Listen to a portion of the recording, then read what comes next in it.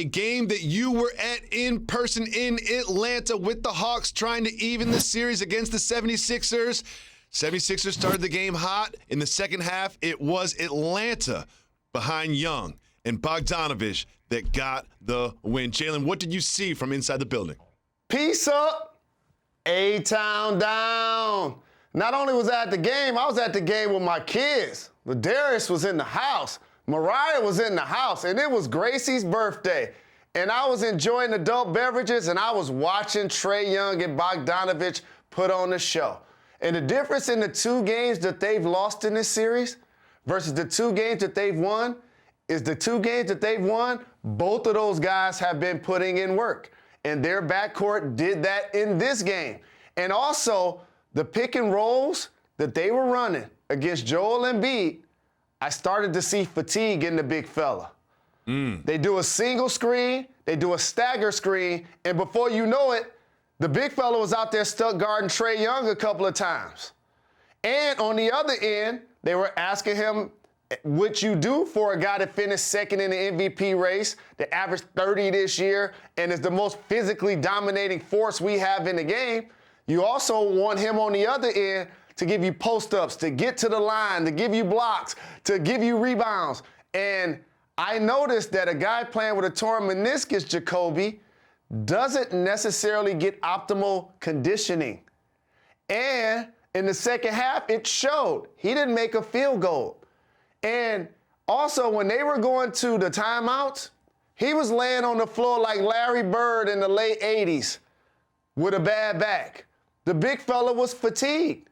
He has to do a lot for his squad. So as long as his health and his ability to reinvent his conditioning during this series, because that's what you have to do. Like certain times, like as a guard before the game, you dribble real hard, take it through your legs, you go full speed dribble, like you have to do all of that stuff. And as a big, he has to also. And I noticed when they were out there warming up before the game, he was the final person to come out there because he's trying to save everything he can for the game. So I believe Joel's conditioning holds up along with his health. Therefore, I believe they advance. But now they just made this a really tough series, Jacoby, because the Hawks are confident.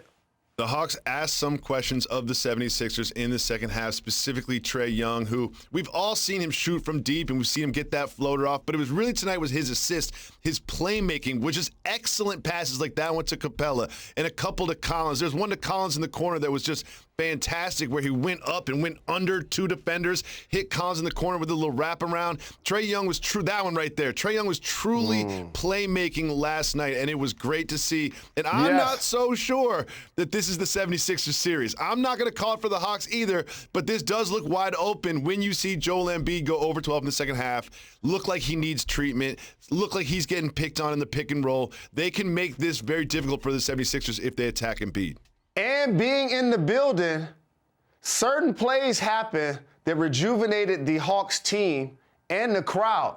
And you just showed a couple of them. Those John Collins dunks were game changers because the Hawks were trailing for most of the game. And then they finally got themselves back in the game. And Collins' dunks and Trae Young's passing were very crucial. 18 assists.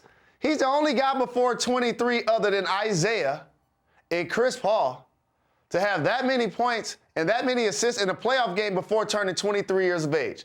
And he could have had a few more assists because he was out there playing around. You see the one on the fast break, he tried to throw it off the backboard? Like, he didn't realize that Joel wasn't going to run down there and contest that. You know what I'm saying? He wasn't going to contest that. But that just lets you know how locked in Trae Young was as a playmaker. And I also have to say one last thing for the casuals. Trae Young and Steph Curry both are four-level scorers, okay? Shout to Yoda Rashard Phillips, my nephew, who I got that from. With that being said, him, Dame, and Steph, those guys are in a different category. He's also required to play make. Like, that's what makes him and Steph different. The 18 assists, Jacoby, he's their primary ball handler. He's their primary initiator of offense. for the Golden State Warriors, that player is Draymond Green. So I just wanted to show people how different both of those guys are getting their numbers. Steph is the best in the league moving off the ball, cutting off the ball, pass and relocate. He's the best at doing that. How he gets his 30 is way different in most cases, other than shooting the long ball, than how Trae Young gets his numbers. Thank you for watching ESPN on YouTube. For live streaming sports and premium content, subscribe to ESPN+.